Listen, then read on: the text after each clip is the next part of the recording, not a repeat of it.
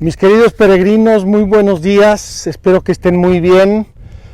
Hemos ido recorriendo nuestra peregrinación virtual de manos de Abraham y hoy tenemos que ver un capítulo muy disgustoso, pero muy importante y muy necesario para nosotros, y es el capítulo de la caída de nuestros primeros padres, el pecado original y el pecado en general. Estamos hablando del capítulo número 3 del Génesis, nada más que como no sabemos dónde fue el pecado original, pensamos que podíamos venir nada más y nada menos que a Sodoma y Gomorra. Hemos venido a Sodoma y Gomorra y aquí vamos a hablar hoy del pecado, y con esta catequesis vamos a cerrar nuestra segunda parte de nuestra peregrinación virtual. La primera fue la grande introducción sobre si el hombre podía conocer al hombre o no, Abraham, Jacob, etc. Luego empezamos con Dios Padre Todopoderoso, creador del cielo y de la tierra, de todo lo visible y lo invisible. Ayer vimos la creación del ser humano, el amor de Dios que creó al ser humano y lo puso a cargo de toda la creación. Y hoy vamos a ver el capítulo 3 del Génesis, que es la caída de nuestros primeros padres, el pecado original y el pecado en el mundo. Es un tema difícil de tratar, feo de tratar, pero tenemos que tratarlo, es importante. Si no damos al pecado original la importancia histórica y teológica que tiene, banalizamos toda la obra de la redención, toda la venida de Cristo, y si banalizamos la venida de Cristo, banalizamos toda la redención y mandamos a Dios por la borda. Parece increíble, pero hablar del pecado es hablar del perdón, es hablar de la misericordia, es hablar de la redención también. Voy a mostrarles con nuestro mapa tecnológico súper importante. Les voy a mostrar en dónde estamos para que se puedan ustedes ubicar. Miren, queridos hermanos, aquí vuelvo a enseñarles un poquito todo el mapa.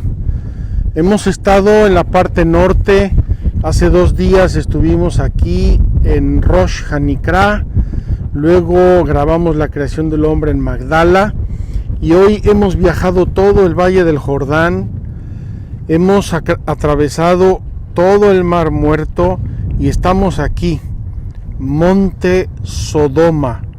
Monte Sodoma, espero que lo puedan ver bien, Monte Sodoma. En este momento estamos al lado del Mar Muerto, y aquí vamos a empezar, luego vamos a subir aquí al Monte Sodoma, y desde aquí vamos a ver el desierto y vamos a ver lo que quedó de Sodoma, es decir, vamos a ver los restos terribles que causó el pecado, y no solo el pecado original, también el pecado de los hombres. Vamos ahora a visitar aquí al lado una escultura de sal que quedó en la roca, y esa escultura de sal es la que aquí en Israel se conoce como la esposa de Lot. La esposa de Lot. Se acordarán ustedes que Dios amenazó de destruir a Sodoma y a Gomorra porque estaban inmersas en el pecado. Ahí Abraham estuvo defendiendo y regateando con Dios: por favor, perdónalos. Mira, si hay 50 justos, bueno, si hay 50 justos lo perdono. Y si solo fueran 40, pues también lo perdono. Y si solo fueran, y regateó a Abraham hasta 1, y ese 1 no lo hubo. Había una corrupción total entre los habitantes de Sodoma y Gomorra, y Dios mandó un castigo terrible. Hizo llover azufre y fuego del cielo y aniquiló todo lo que había en esta zona, y lo vamos a ver hasta el día de hoy. El Génesis dice que cuando hubo disputas entre los pastores de Abraham y de Lot, Lot escogió esta zona porque era la vega fértil del río Jordán, y hoy vamos a ver lo que quedó de la vega fértil del río Jordán. Vamos pues, y cuando Abraham regatea con Dios para que salve la ciudad, etcétera, y finalmente dice Dios: no hay ningún justo, las voy a destruir. Y entonces Abraham pide y suplica por su sobrino Lot. Y así manda Dios unos ángeles, unos enviados, para que saquen a Lot, y lo saquen rápido porque va a caer este fuego y este azufre del cielo. Y cuando están saliendo de la ciudad, le dicen los ángeles a Lot: y no volteen para atrás, porque si voltean se van a convertir en sal. Y dice la Biblia que la esposa de Lot, no se sabe su nombre, alguna tradición la llama Edith, no se sabe, no está en la Biblia. La esposa de Lot voltea y se convierte en sal porque desobedeció al mandato de Dios. Esa escultura que quedó hoy aquí en medio del desierto es una escultura imaginaria, obviamente, pero es una escultura de sal. Y les voy a mostrar también una roca inmensa de sal que pesa a lo mejor 20 o 30 toneladas de sal. Y esto nos recuerda ese episodio. Y basados en este episodio vamos a ver nuestra catequesis el día de hoy: el pecado original, el pecado de los hombres y la promesa de la redención. Vengan conmigo.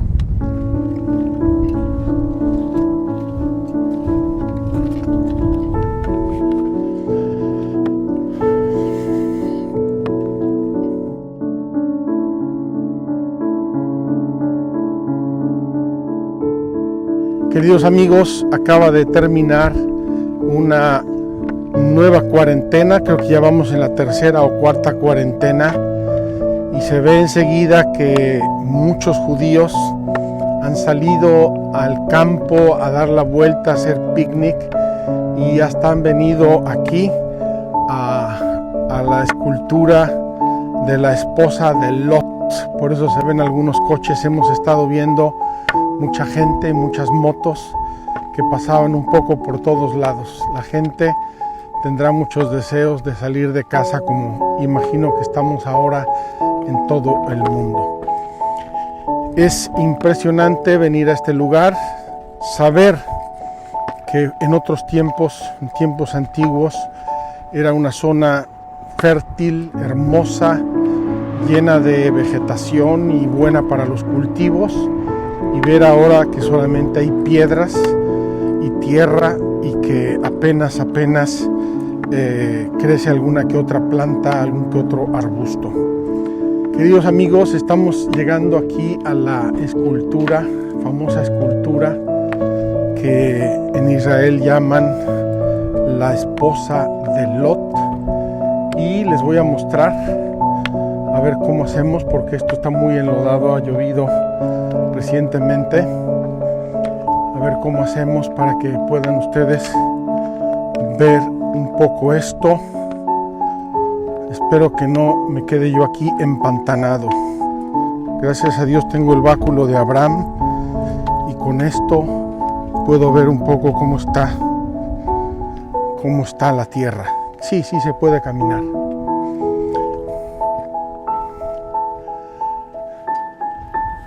Queridos amigos, esta piedra que ven a mis espaldas no es piedra, es sal, es una roca inmensa de sal.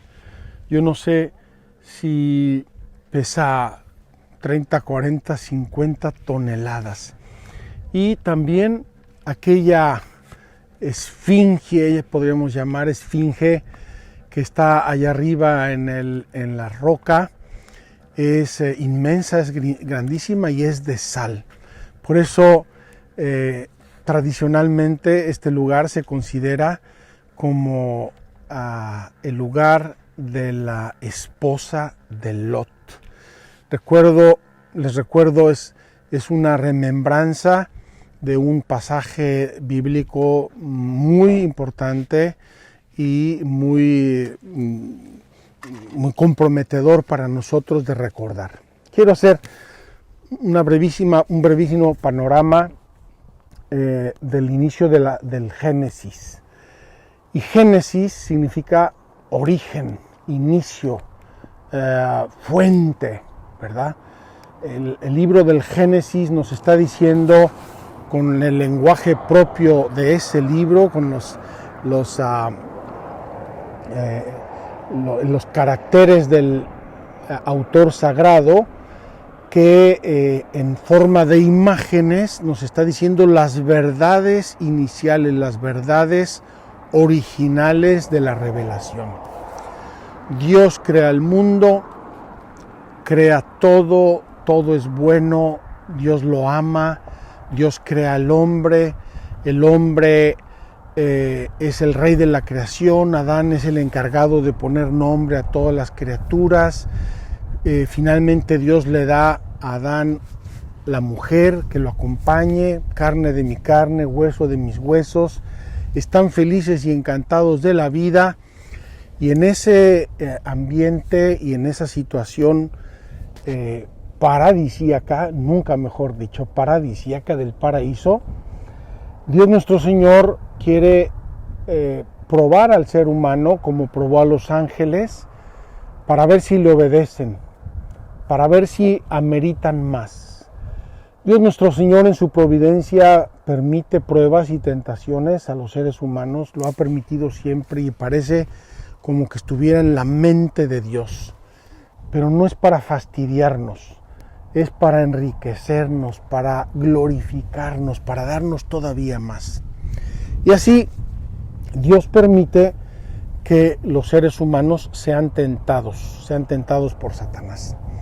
Si ustedes toman el libro de Job, el inicio del libro de Job es muy significativo y nos puede dar idea de lo que pasó con nuestros primeros padres. Dice el inicio del libro de Job que llegó el demonio, lo vio Dios y le dijo: ¿qué tal? ¿Cómo te ha ido?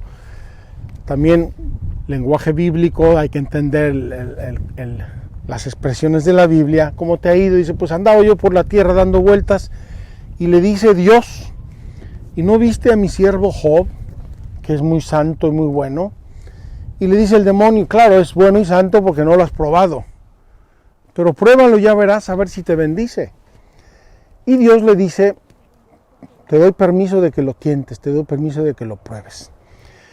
Va el demonio, prueba a Job de un modo espantoso, pueden leerlo, no es muy grande el libro de Job, y Job jamás dice ninguna blasfemia, ninguna rebeldía contra Dios, y después de muchas pruebas y muchas dificultades, lo que pasa es que Dios premia a Job y le da mucho más de lo que tenía antes. Yo creo que ese es el esquema que tenemos que pensar en la tentación que Dios permitió y la prueba que Dios hizo a los ángeles y a los hombres en el origen.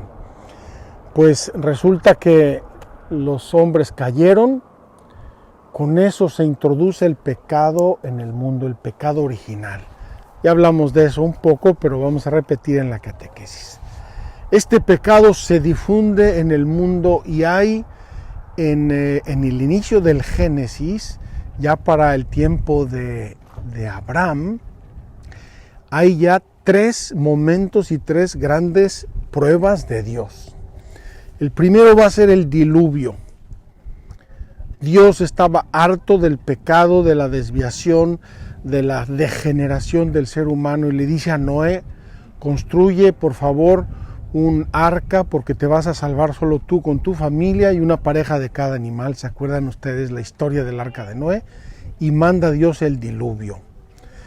El diluvio acaba con toda la humanidad excepto con Noé, y con Noé comienza una nueva humanidad, y Dios hace una alianza con Noé, y la alianza es el arco iris.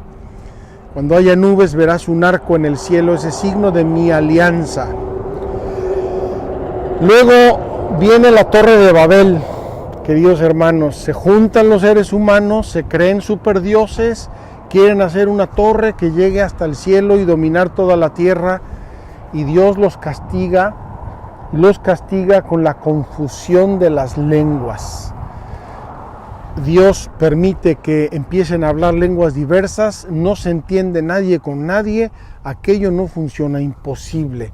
La falta, la perversión de la comunicación humana. Y el siguiente castigo que aparece en el Génesis, repito, ya en los inicios, es el castigo de Sodoma y Gomorra. La perversión era total, basta leer, son 2 o 3 capítulos del Génesis, la perversión era total, la sodomía, no hay ni un solo justo en la ciudad y Dios permite que haya una lluvia de fuego y de azufre del cielo que arrasa absolutamente todo y solamente sobrevive Lot con sus hijas y sus yernos y sus animales. Queridos hermanos, aquí tenemos la esfinge de la así llamada esposa de Lot. Aquí tenemos esta mega piedra de sal que nos puede recordar un poco ese pasaje de la Biblia. Y ahora vamos al monte Sodoma, vamos a subir aquí arriba y vamos ahí a hacer nuestra catequesis en la punta del monte de Sodoma y eventualmente allí vamos a celebrar la Eucaristía si el viento y las circunstancias nos lo permiten. Vamos para allá.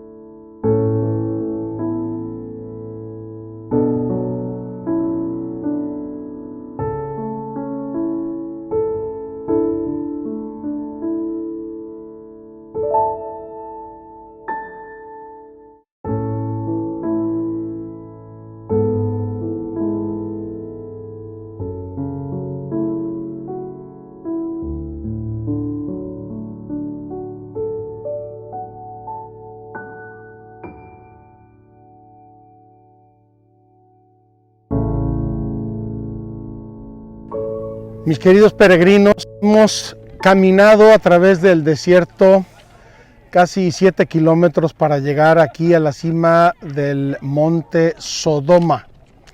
Monte Sodoma.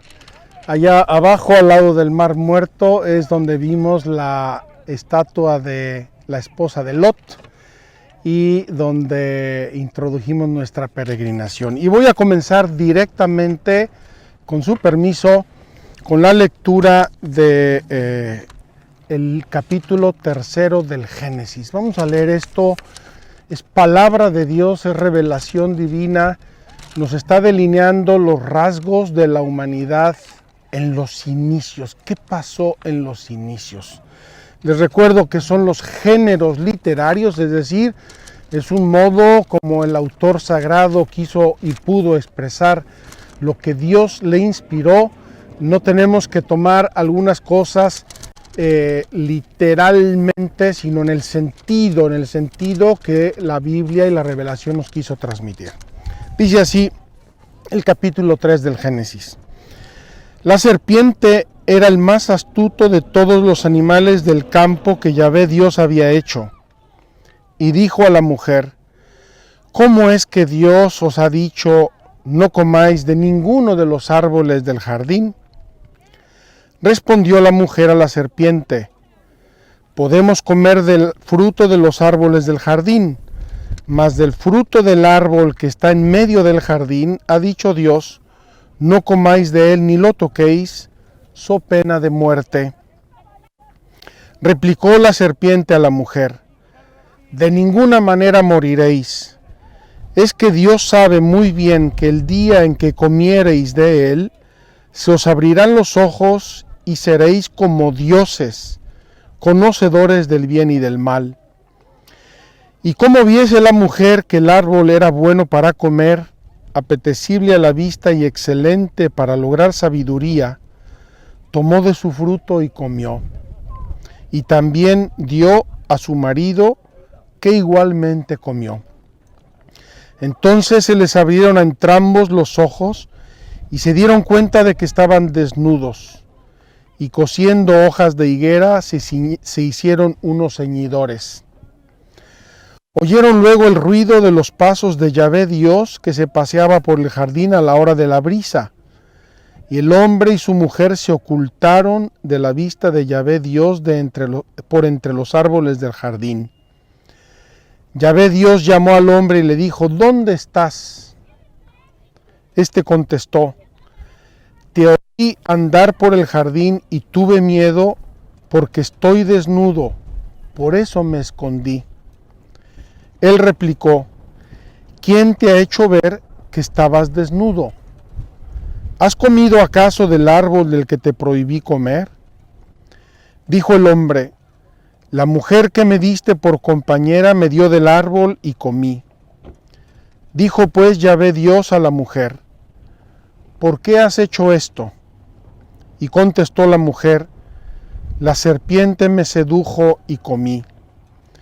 Entonces Yahvé Dios dijo a la serpiente: Por haber hecho esto, maldita seas entre todas las bestias y entre todos los animales del campo. Sobre tu vientre caminarás y polvo comerás todos los días de la vida. Enemistad pondré entre ti y la mujer, y entre tu linaje y su linaje. Él te pisará la cabeza mientras acechas tú su calcañar.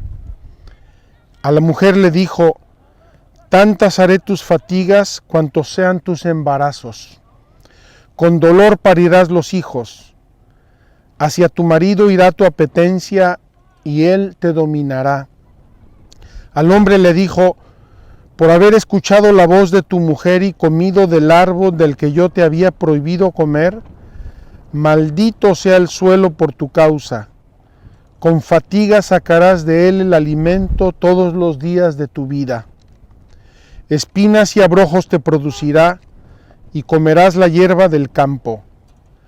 Con el sudor de tu rostro comerás el pan hasta que vuelvas al suelo, pues de él fuiste tomado, porque eres polvo y del polvo al polvo tornarás. El hombre llamó a su mujer Eva, por ser ella la madre de todos los vivientes. Yahvé Dios dijo para el hombre y su mujer, hizo para el hombre y su mujer túnicas de piel y los vistió. Y Yahvé Dios dijo: He aquí que el hombre ha venido a ser como uno de nosotros en cuanto a conocer el bien y el mal. Ahora pues, cuidado, no alargue su mano y tome también del árbol de la vida y comiendo de él viva para siempre. Y le echó Yahvé Dios del jardín de Edén para que labrase el suelo de donde había sido tomado. Y habiendo expulsado al hombre, puso delante del jardín de Edén querubines y la llama de espada vibrante para guardar el camino del árbol de la vida. Queridos hermanos, vamos a ver qué nos dice el Catecismo de la Iglesia Católica sobre la caída. Esta es la explicación de nuestra fe, este es el sentido verdadero, real de la caída, del pecado, y es importante que lo afinemos no como esas percepciones que a veces tenemos nosotros, sino como lo que es en verdad. El pecado, ofensa a Dios, maldad, mucha maldad, engaño, soberbia, para que así podamos aplicarle el remedio adecuado y entender el remedio adecuado. En primer lugar, decíamos antes que Dios, como nos refiere el mismo Génesis, vio que todo lo que había hecho era bueno. Todo era bueno. Después de cada día, y vio Dios que era bueno, Dios vio que era bueno, Dios vio que todo estaba bien. ¿Qué pasó? Primeramente, queridos hermanos, entró el pecado en el mundo. Y entró, ya lo mencioné antes brevemente, porque Dios quiso poner una prueba moral a los ángeles, porque eran espíritus puros, inteligentes, libres, y Dios quería darles más. Dios quería cumplir, en fin, hasta el fondo lo que Él había planeado, igual que a los hombres. Y en esa prueba algunos ángeles rechazan a Dios, se sienten soberbios, quieren ser como dioses y simplemente se alejan, se apartan del plan de Dios. Y como son espíritus espíritus y son eternos, están en el mundo, están en la creación, constantemente rebelándose contra Dios e incitando a la rebeldía contra Dios.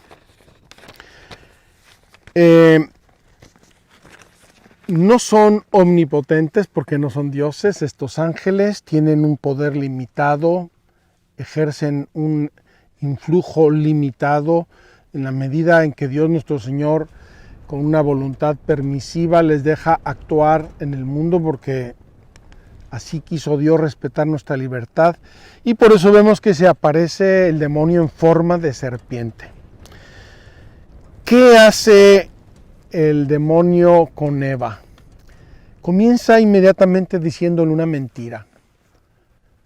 ¿Por qué Dios no quiere que coman ustedes de todos los árboles del paraíso? Y Eva responde bien, no, sí, podemos comer de todos menos de este.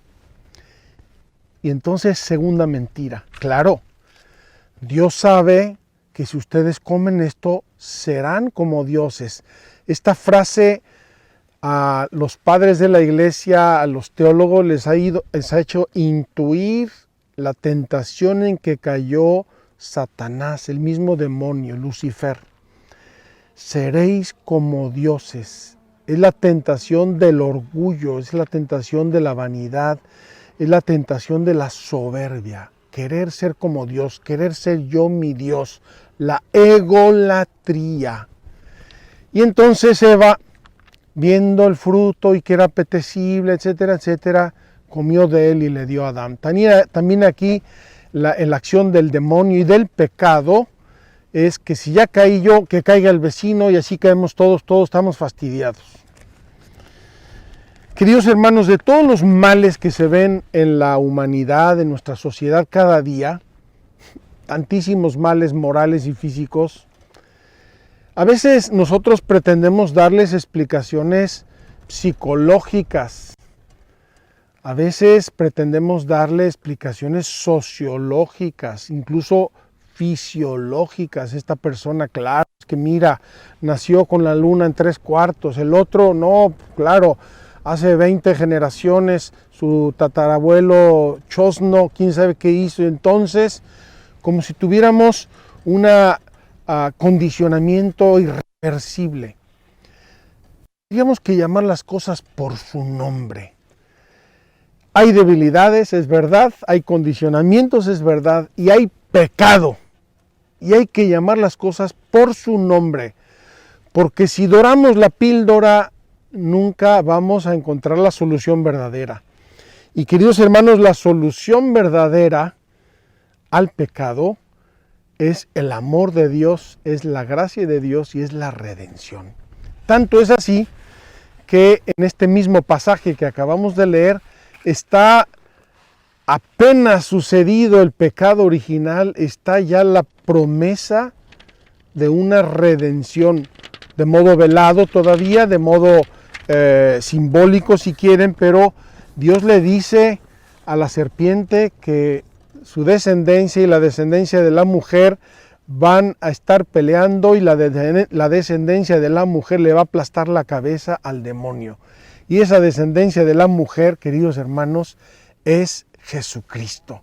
Es a la luz de Cristo que nosotros entendemos la gravedad del pecado, la gravedad de la ofensa a Dios, la gravedad de todas nuestras idolatrías, sean de la índole que sean. El pecado es una realidad, es un pecado de origen, no es un pecado personal que yo haya hecho, sino un estado de pecado en el que nacemos los seres humanos. Y por eso Cristo mandó a los apóstoles ir y bautizar. Ese bautizo en el nombre de la Santísima Trinidad que purifica el pecado en nuestras almas y que nos devuelve la gracia de Dios. Es verdad que no volveremos al estado original del paraíso hasta que estemos en el cielo, si Dios quiere, pero nos devuelve la gracia de Dios, nos devuelve las armas. Cristo venció para que también nosotros venciéramos. Por eso me parece a mí tan sin sentido una cierta idea que se ha metido en el mundo y que incluso a veces hasta algunos sacerdotes, hermanos míos, la predican y que está completamente equivocada a mi modo de ver y con el catecismo en la mano. Me contó un amigo esta historia, que fueron a un bautizo y el sacerdote en el bautizo les presentó al niño y le dicen: miren, qué niño, qué preciosidad, qué ternura, qué belleza.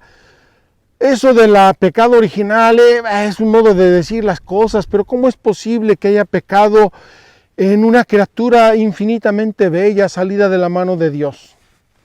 Queridos hermanos, me parece una teología muy ingenua y que vanifica, destruye los méritos de Cristo, la muerte de Cristo en la cruz para la salvación, para el perdón de los pecados.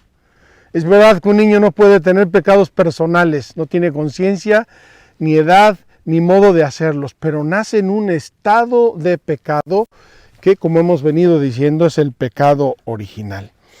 Ya hablamos de el pecado de los ángeles, un pecado de soberbia, un pecado tristemente irreparable. El pecado de los ángeles, queridos hermanos, dado que son espíritus puros y en la condición en que Dios nuestro Señor los creó, es un pecado que no se puede perdonar, es irrevocable. La elección de los demonios, y eso tiene una semejanza en el campo de los seres humanos con las personas que mueren en pecado mortal y que no quieren reconciliarse con Dios.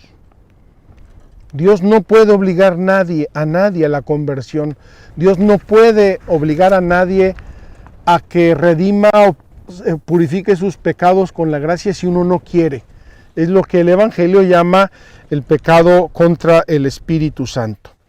El demonio queda como el gran mentiroso, el engañador, el padre de la mentira, el padre de la muerte.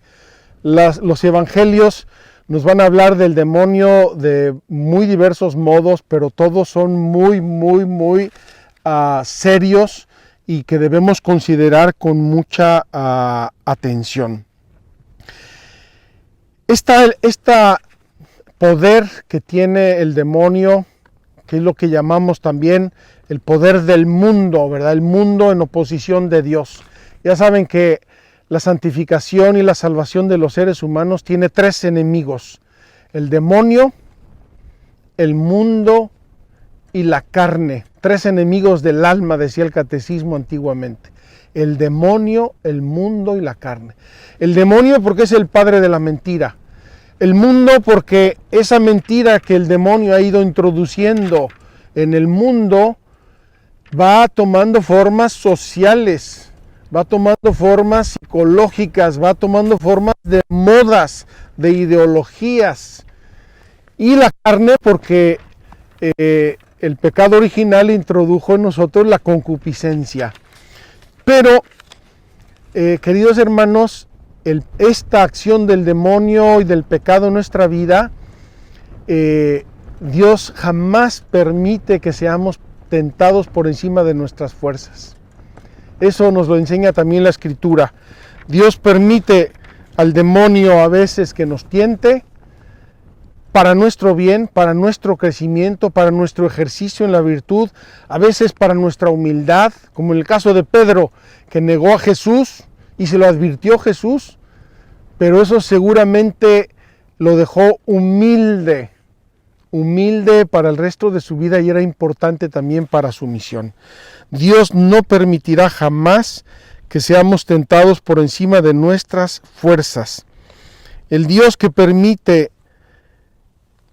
Dios permita la actividad diabólica es un gran misterio, pero nosotros sabemos que en todas las cosas interviene Dios para el bien de los que lo aman. Queridos hermanos, aquí la realidad del pecado y del demonio como que se vuelve discriminatoria.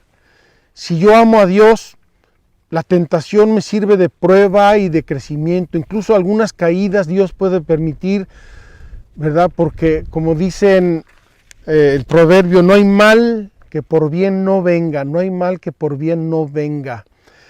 Pero si uno ama al demonio y si uno ama el mundo y si uno ama el pecado, realmente va a ser difícil, va a ser complicado. Ya comenté ayer en la catequesis qué había pasado con el pecado, qué hizo el pecado original en el ser humano. Y dijimos, hirió nuestra naturaleza, las fuerzas naturales del ser humano en su alma y en su cuerpo, de dónde viene el dolor, la muerte. Ya dijimos que perdimos los bienes preternaturales, no nos cansábamos, no sufríamos, teníamos un conocimiento de Dios y de las cosas,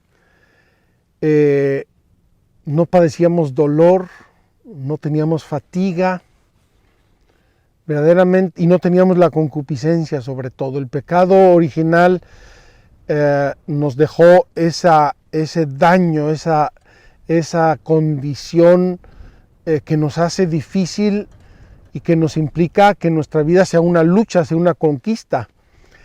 El cielo, queridos hermanos, nos lo tenemos que ganar. No somos náufragos que vamos a la deriva, cogidos a un tronco y a ver a dónde voy a parar. Dios nos dio la inteligencia, Dios nos dio la libertad, Dios nos dio la voluntad, Dios nos dio su gracia, Dios nos mandó a su Hijo Jesucristo, Dios nos manda a los santos, Dios nos regaló la revelación, pero la lucha no nos la quita nadie. No nos la quita nadie. Por eso, queridos hermanos, tenemos que tratar generosamente de vivir ¿en qué? De vivir en la obediencia a Dios. Me emociona mucho que mi báculo, el báculo de Abraham, tiene escritos aquí los mandamientos de la ley de Dios. Están en inglés, los mandamientos de la ley de Dios.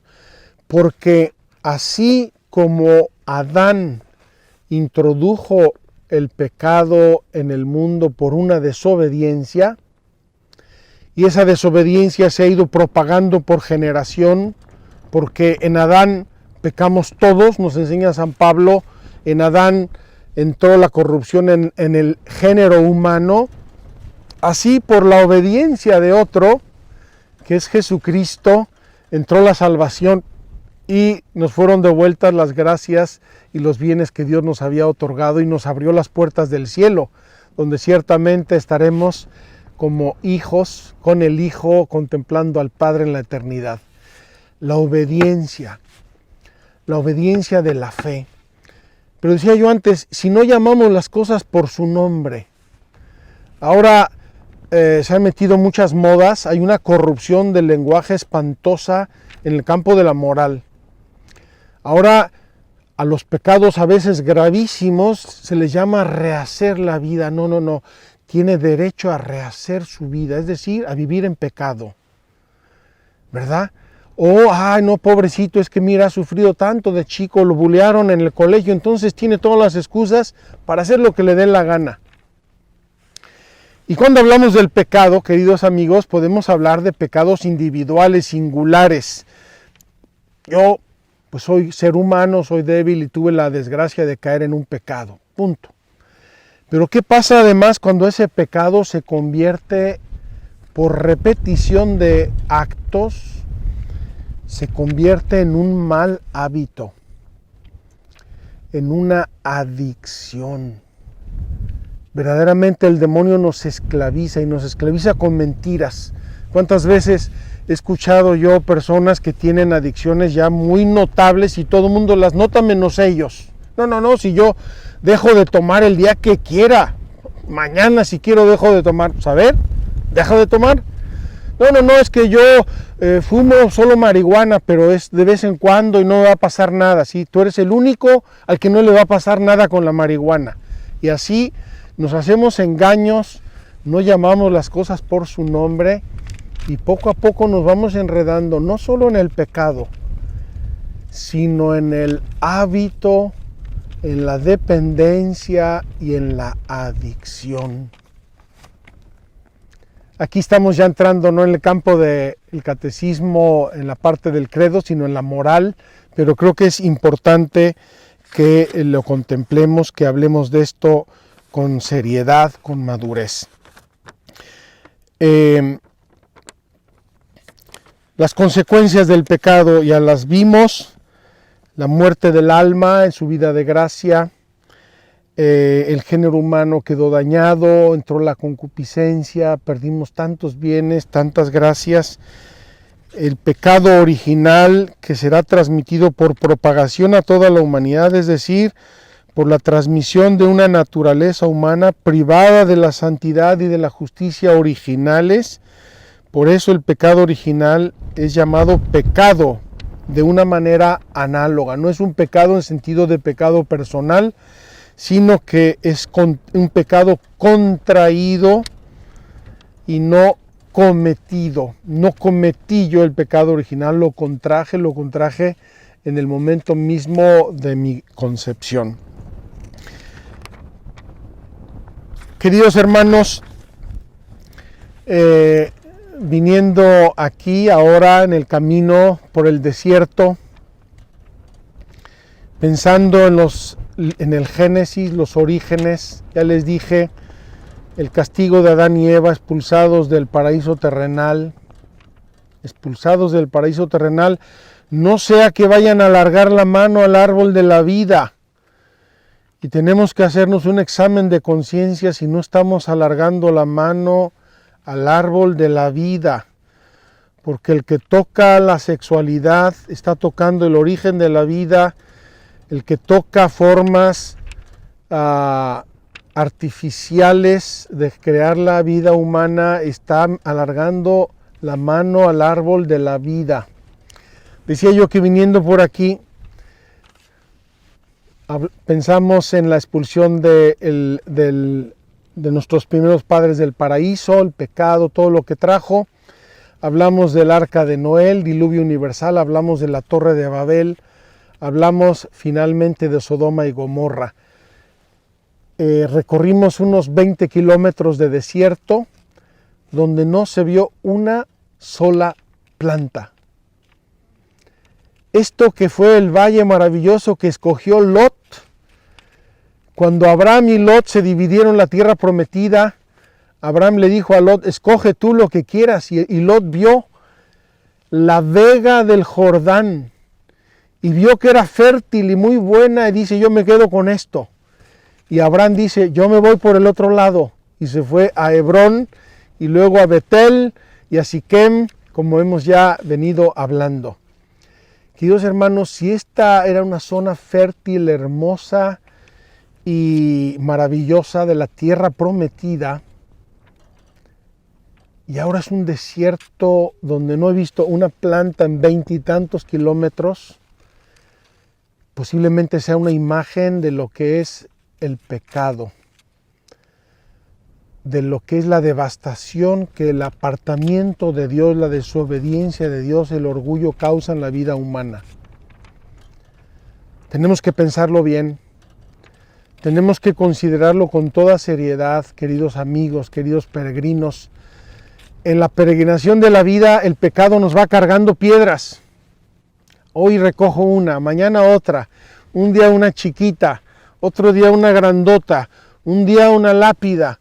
Y nos vamos cargando en la peregrinación de la vida y esa carga amenaza aplastarnos, matarnos, sepultarnos, en vez de caminar con diligencia y con libertad por los caminos de Dios y para llegar tranquilamente a la eternidad. Queridos hermanos, dice la liturgia en el prefacio cuarto que hemos venido rezando estos días y que hoy también voy a rezar. Dice, no lo abandonaste al poder de la muerte. Dios no nos abandonó al poder de la muerte. Hablar del pecado, de su fealdad y de sus consecuencias nos hace entender todavía con más profundidad la grandeza del amor, el don de la redención, lo que Cristo hizo y quiso hacer por nosotros, por nuestra salvación, para donarnos nuevamente la dignidad de hijos de Dios, la gracia de Dios. De esto, la semilla primera y más hermosa, la flor más linda, es la Inmaculada Virgen María. María fue preservada del pecado original, único ser humano en toda la historia de la humanidad desde el pecado original, que fue preservada no por sus méritos, sino por los méritos de Jesucristo nuestro Señor. Porque la redención que trajo Cristo con su pasión, muerte y resurrección es universal, abarca a todos los seres humanos. Ya depende de cada uno apropiársela y vivirla. Pero la Virgen María la recibió anticipadamente para poder cumplir como solo ella cumplió en la obra, en la colaboración en la obra de la redención de la humanidad. No podía venir Dios al mundo en una persona manchada de pecado, y por su amor, por su anticipación y por la redención que también nos iba a llegar a nosotros, la preservó de toda mancha de pecado original. Ojalá, queridos hermanos, que aprendamos de la Virgen, que aprendamos de los santos, que aprendamos de la revelación, lo que es el pecado, para huir de él, para apartarnos. Acuérdense que la mejor huida es no pactar, no dialogar con las tentaciones y sobre todo no enredarnos en situaciones de pecado. Antes hablé de un pecado concreto que uno puede caer por debilidad, por distracción, por inmadurez, por lo que sea. Hablé también de los malos hábitos, pero también hay que hablar de los estados de pecado. Cuando uno se mete en un tipo de vida, en un mal negocio, en una profesión rara, en una relación rara, donde no puede vivir en amistad con Dios y en obediencia de sus santos mandamientos. Queridos hermanos, llamemos las cosas por su nombre. Quiero leerles para terminar una frase que a mí siempre me ha motivado mucho. Me la dijo un compañero sacerdote legionario. Dice él que cree que sea una frase de San Camilo. Pues será de San Camilo, no lo sé, pero a mí me llegó al corazón. Dice así: haciendo el mal se experimenta placer. Sin embargo, el placer pasa enseguida y el mal permanece. Haciendo el mal se experimenta placer. El placer pasa enseguida y el mal permanece. Hacer el bien cuesta fatigas. Sin embargo, la fatiga pasa enseguida y el bien permanece. Me parece muy hermosa esta frase, muy aleccionadora, muy pedagógica, porque somos seres humanos, somos falibles, nos equivocamos, somos débiles, pero Dios está con nosotros, Dios nos ama, Dios mandó a su Hijo Jesucristo y lo prometió. Fíjense qué hermoso, en el momento mismo de la caída, cuando Dios se aparece en el paraíso. Y fíjense qué interesante y qué triste. El hombre se esconde. Me escondí porque estaba desnudo. Cuando nos escondemos de Dios, cuando nos apartamos de los sacramentos, a veces echándole la culpa al sacerdote que predica muy mal o que es muy aburrido, que en la iglesia se oye muy mal, el sistema de sonido no funciona, que la sacristana es regañona y no sé cuántas excusas a veces tenemos. Seamos sinceros, cuando nos apartamos de la palabra de Dios, cuando nos apartamos de los sacramentos, cuando nos apartamos de la oración, cuando nos escondemos de Dios, tenemos que preguntarnos: ¿dónde estoy? ¿Qué está pasando? ¿No habrá un desierto en mi vida donde antes en mi alma estaba Dios, la felicidad, el diálogo con Dios, el señorío en el paraíso, y de repente ¿no me habré quedado yo por propia elección expulsado del paraíso? Quiero terminar con una anécdota muy simpática, queridos amigos. Ya les dije que yo recibí la catequesis y la explicación de estas cosas cuando tenía yo 5 años. Yo recibí la primera comunión a los 5 añitos y recibí la catequesis antes, entonces presumo que entre 4 y 5 años. Y me acuerdo muy bien, mi mamá nos explicaba estas historias y le ponía, claro, mucha dramatismo al asunto. Dios los corrió, yo me imaginaba una espada de fuego, pero de kilómetros de distancia. Y resulta que cuando dice que los expulsó del paraíso y los mandó fuera, en el rancho que tenía mi papá, tenía un pequeño ranchito, un terreno fuera de las afueras de nuestra ciudad en Puebla, y estaba la casa, y detrás de la casa había una barranca. Ahora la veo de adulto y es una zanja, pero en aquel tiempo me parecía el cañón del Colorado. Y en esa barranca había una zona que le llamaban el Jagüey. Jagüey en México es como una pequeña reserva de agua. Había manantiales de agua y habían excavado una zona bastante grande, a lo mejor de 15, 20 metros por 6, y ahí era como una grande piscina, vamos a decir. Le llamaban el Jagüey. Y como éramos niños, chicos, tenía yo 4 o 5 años, decían, no se acerquen al Jagüey, no se vayan a caer, no se vayan a caer el Jagüey, no vayan a la barranca, porque en la barranca asustan los perros.